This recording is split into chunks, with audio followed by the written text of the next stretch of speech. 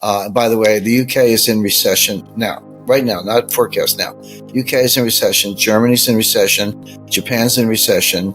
In this interview, Jim Rickards challenges the conventional view of quantitative easing, QE, as a significant economic stimulus, arguing that it is largely irrelevant.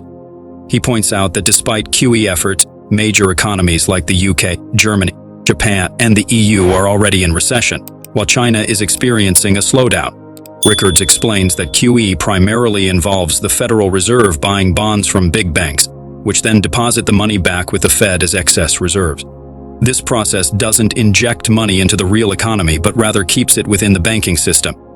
He emphasizes the importance of monitoring commercial banks and the Eurodollar market to understand true economic conditions, noting that banks are contracting their balance sheets and becoming more cautious with lending.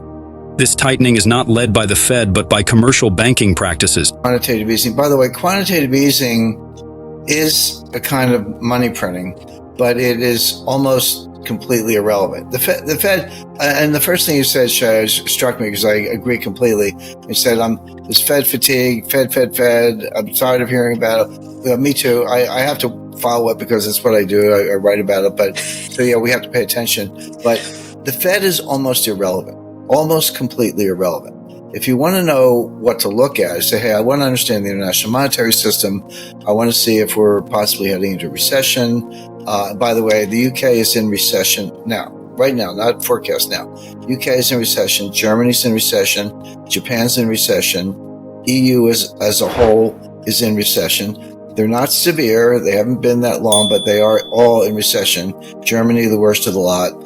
China is slowing down perceptibly, and I'm sure you feel that in Australia because that's your largest export market.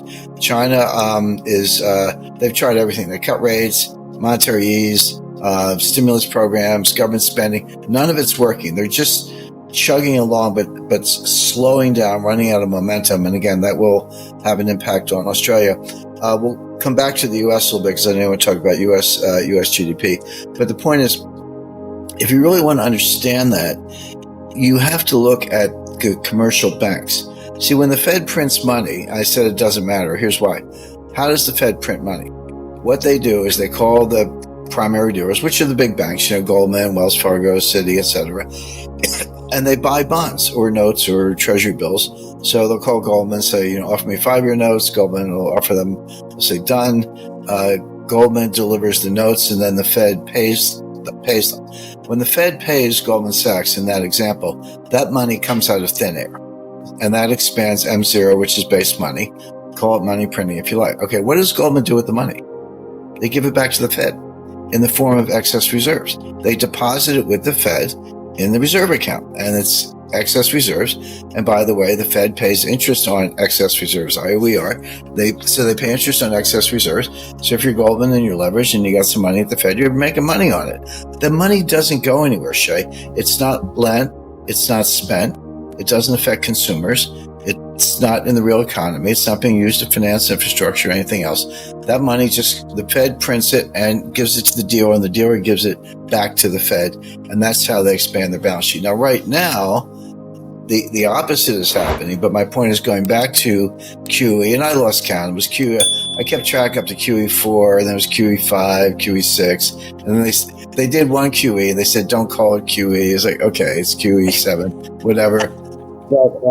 But none of that money made it into the real economy. It was just recycled in the form of banks putting money on deposit at the Fed and the money basically being sterilized. So where does real money creation, where does the money creation come from that does affect the economy, that does stimulate the economy? It's from the commercial banks, and it's in the Eurodollar market.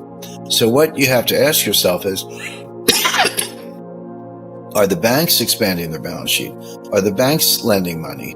Are the banks accepting various forms of collateral so that people can take leverage positions? Forget the Fed. Look at the banks and look behind the curtain, not even at your Australian or U.S. domestic deposits. Look at the Eurodollar market, which is very opaque, very hard to get good data on it. But I can tell you what's going on there. Banks are contracting their balance sheet. In other words, where the real money, this is M1 we're talking about, which are basically bank deposits. that is contracting. Banks are reducing their balance sheet. They're more and more strict on collateral. Forget mortgages, forget corporates, forget even AA rated bonds, even 30-year bonds. All they want are treasury bills. They want the best form of collateral, which are treasury bills, 1 month bills, 6-month bills, even a year is kind of long for this purpose. So they only want the most pristine, super liquid, least volatile type of collateral, which are very short-term treasury bills. Pardon me, and they're reducing their balance sheet. So there is monetary tightening going on, but it's not being led by the Fed is doing it, but the Fed's not having much of an impact. What is having an impact is the commercial banking system, the Eurodollar market. And this explains another phenomena that people get wrong, which is they look at every, I forget if it's monthly or quarterly. I think it's quarterly, but fairly often, the Treasury publishes what they call the TIC report, TIC. And this is a report that shows foreign holdings, central bank holdings of U.S. Treasury securities. That's what it shows. And so if you look at China, you'll see a reduction. You'll see that China's holdings of U.S. Treasury securities are going down. So people go, aha, the Chinese, they don't want treasuries. They're dumping their treasuries. They're getting out of treasuries. This is the end of the treasury market. No, it's the exact opposite. China is desperate for dollars. They cannot get dollars from the banks, particularly Japanese banks. So they're selling treasuries, not because they don't want the treasuries. They'd love to have more. They're selling them because they need cash to lend to their own banks to bail out dollar borrowers who can't pay their debts. This is part of a global dollar shortage. And one by one, it's taking various economies into recession. So again, you got to go behind the curtain, say, hey, what's going on backstage in the Eurodollar market? And what you see there is monetary contraction, a global dollar shortage. And then people say, well, wait a second. How could there be a dollar shortage? The Fed printed all this money. But I just explained the money the Fed printed went back to the Fed. It didn't go anywhere. The real money in the system is created by the commercial banks in the Eurodollar market. They're contracting for their own reasons. Mainly, they're afraid of credit. This goes back to your point about, are we heading to stage 2 of the banking crisis? I think the answer is yes, but they're very credit conscious. The time bomb, or maybe landmine is a better word, the landmine this time are not home mortgages as it was in 2007, because that actually, it's hard to get a mortgage, at least in the United States.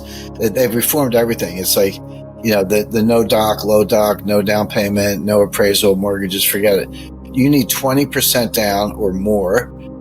You need a bona fide appraisal, high, good credit standing. You need a lot, income, all verified, etc.